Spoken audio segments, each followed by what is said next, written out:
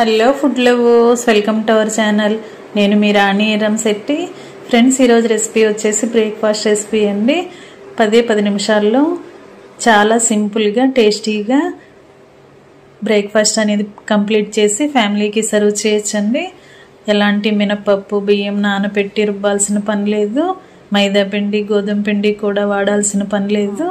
చాలా సింపుల్గా అప్పటికప్పుడే 1 కప్పు సూజీ రవ్వతో 2 కప్పుల మరమరాలతో చాలా సింపుల్గా స్పాంజ్ లాంటి దోశలను వేసుకోవచ్చండి. ఆ ప్రాసెస్ అంతా చూద్దాం. వీడియోని ఫస్ట్ నుంచి లాస్ట్ వరకు స్కిప్ చేయకుండా చూడండి. అలాగే ఛానల్ని ఫస్ట్ టైం వాచ్ చేస్తున్న వారు సబ్స్క్రైబ్ చేసుకుని పక్కనే ఉన్న బెల్ బటన్ క్లిక్ చేయండి. నేను పెట్టబోయే రెసిపీస్ అన్నీ చూడండి. ఇంకా ప్రాసెస్ స్టార్ట్ చేద్దాం. ముందుగా ఒక గిన్నెని తీసుకుని దానిలోకి 1 కప్పు నిండా ఉప్మా రవ్వ వేసుకోండి. బొంబాయి రవ్వ అంటాం, సూజీ రవ్వ అంటాం కదా, ఆ రవ్వని 1 కప్పు నిండా వేసుకోండి. కప్పును పక్కన పెట్టుకోండి. ఇప్పుడు వేరొక మిక్సింగ్ బౌల్ తీసుకుని వేరొక గిన్నెని తీసుకుని దానిలోకి మనం ఏ కప్పుతో అయితే ఉప్మా రవ్వ తీసుకుని వేసుకున్నామో అదే కప్పుతో 2 కప్పుల మరమరాలు వేసుకోండి. మరమరాలు అనొచ్చు, బొరుగులు అనొచ్చండి.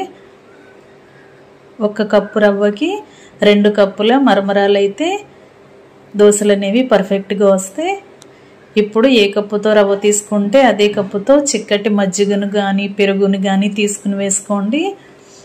ఈ పెరుగు అనేది బొంబాయి రవ్వలో వేసుకుని కొంచెంగా వాటర్ పోసుకుని బాగా కలుపుకొని మూత పెట్టుకుని ఒక 10 నిమిషాల పాటు పక్కన పెట్టుకోండి.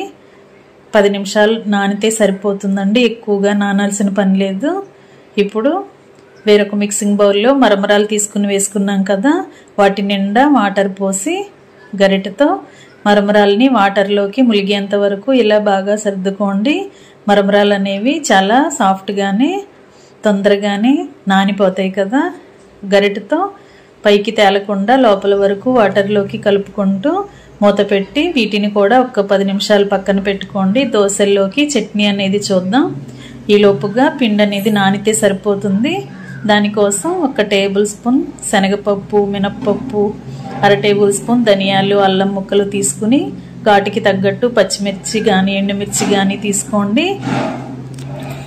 అలాగే కొంచెంగా చింతపండు, కరివేపాకు తీసుకోండి. సన్నగా తరిగిన ఉల్లిపాయ ముక్కలు 1 కప్పు తీసుకుని టొమాటో ముక్కలను కూడా 1 కప్పు తీసుకోండి.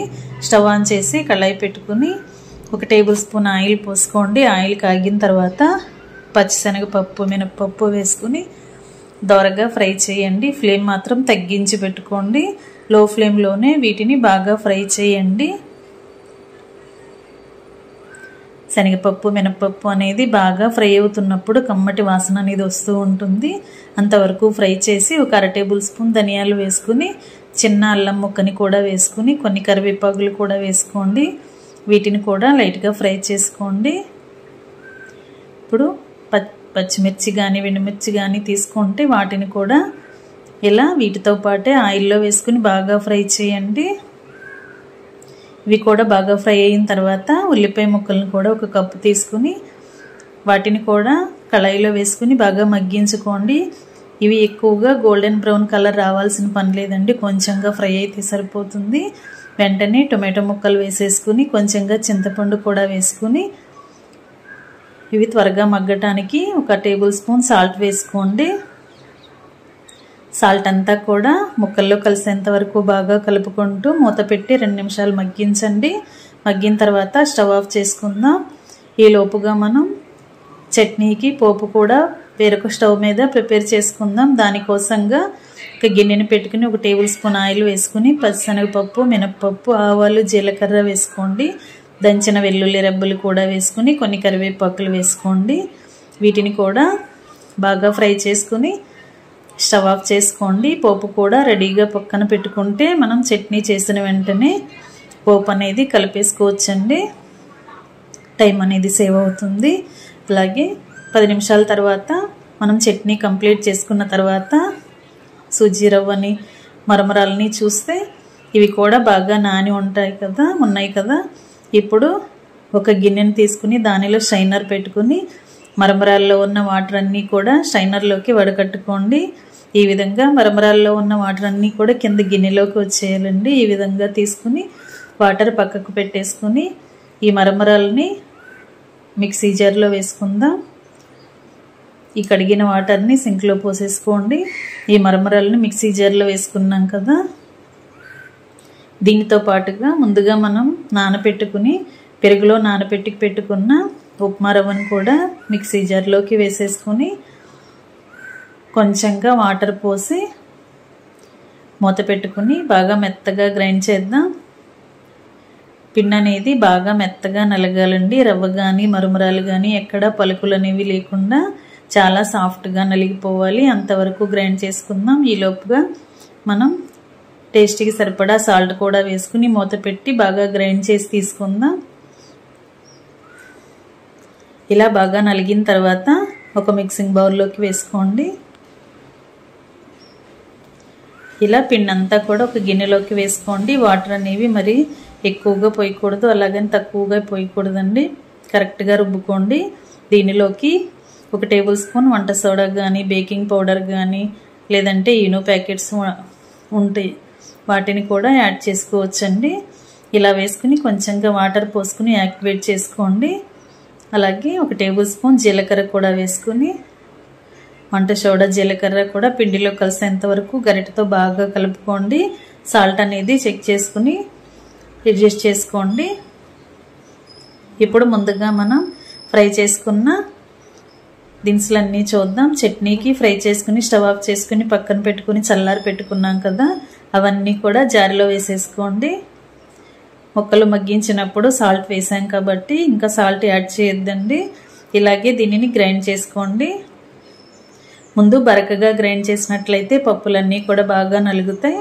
తర్వాత తగినన్ని వాటర్ని యాడ్ చేసుకుని చట్నీ మొత్తాన్ని ఇలా వాటర్లో బాగా కలుపుకొని బాగా మెత్తగా గ్రైండ్ చేసుకోండి. సాల్ట్ అనేది అడ్జస్ట్ చేసుకుని బాగా గ్రైండ్ చేసుకోండి. చట్నీ గ్రైండ్ చేస్తున్నప్పుడు కొత్తిమీరని శుభ్రం చేసుకుని కొంచెంగా కాడలతో సహా వేసుకోవచ్చండి. కొత్తిమీర కూడా గ్రైండ్ చేసుకుంటే చట్నీకి టేస్ట్ అనేది బాగుంటుంది. ఇలా మొత్తం గ్రైండ్ అయిన తర్వాత ఒక బౌల్లోకి తీసుకుని ముందుగా రెడీ చేసి పెట్టుకున్న పోపుని చట్నీలో వేసేసుకుని బాగా కలుపుకొని చట్నీని టేస్ట్ చూసుకుని సాల్ట్ని అడ్జస్ట్ చేసుకుని గిన్నె పక్కన పెట్టుకోండి. ఇప్పుడు రుబ్బుకున్న పిండి కూడా బాగా నానింది కదా, ఇప్పుడు స్టవ్ ఆన్ చేసి పెనం పెట్టుకుని దోశ పెనం పెట్టుకుని ఫ్లేమ్ మొత్తం తగ్గించి పెట్టుకోండి.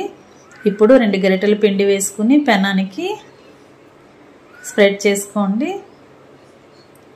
సెట్ దోశలాగా మందంగా అయినా వేసుకోవచ్చు, లేదంటే పల్చటి దోశలైనా వేసుకోవచ్చండి. ఏ విధంగా కావాలన్నా కూడా మనకి దోశలకి పిండి అనేది పర్ఫెక్ట్గా ఉంటుంది. ఆయిల్ వేసుకుని కూడా దోశలు వేసుకోవచ్చు, లేదంటే ఆయిల్ లేకుండా కూడా దోశలు అనేవి పర్ఫెక్ట్గానే వస్తాయి. ఇలా మనకి కావలసినన్ని దోశలను వేసుకుని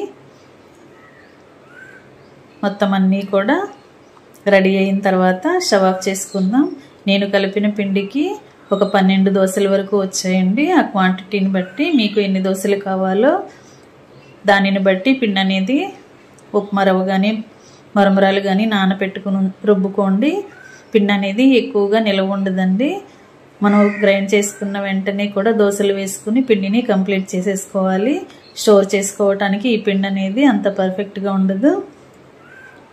ఇంకా రెడీ అయిపోయిన తర్వాత సర్వింగ్ ప్లేట్లోకి తీసుకుని మనం ముందుగా గ్రైండ్ చేసుకున్న చట్నీతో సర్వ్ చేసుకోవటమే.